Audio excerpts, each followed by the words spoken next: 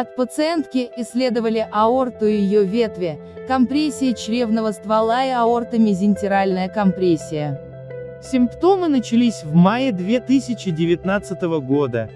Боли выше пупка справа, тошнота, слабость, горечь во рту по утрам.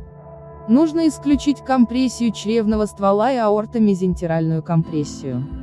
Консультативное заключение по представленным КТ-томограммам пациентки 37 лет, дата исследования 9 декабря 2022 года, область исследования, брюшной отдел аорты, при анализе результатов использованы построения в аксиальной, сагитальной и фронтальной плоскостях. При компьютерно-томографической ангиографии брюшной аорты и ее ветвей дефектов контрастирования сосудистого русла не выявлено.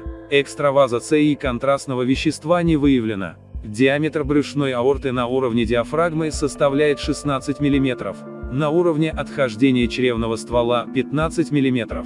Чревный ствол отходит от аорты, диаметром 5,2 мм, просвет его не компримирован. Чревный ствол не сужен на всем протяжении, делится на общую печеночную артерию диаметром 4,1 мм, селезеночную артерию диаметром 4,4 мм и левую желудочную артерию диаметром 3,8 мм. Общая печеночная артерия делится на собственную печеночную, в свою очередь делится на правую и левую печеночные, и гастродуоденальную артерии.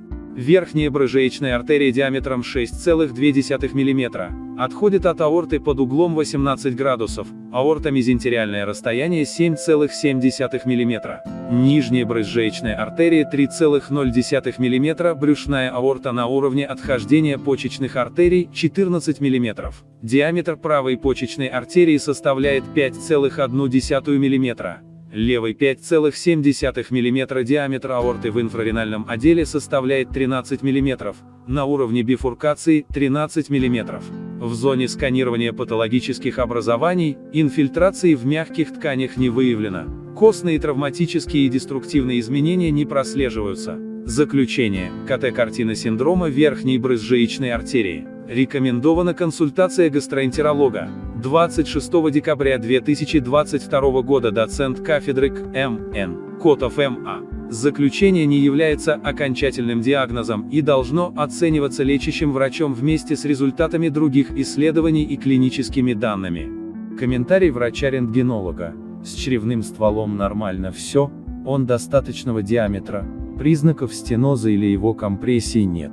Верхняя брызжеечная артерия отходит под достаточно острым углом от аорты и подавливает двенадцатиперстную кишку, что и вызывает жалобы. Вам нужно обратиться с этим к гастроэнтерологу.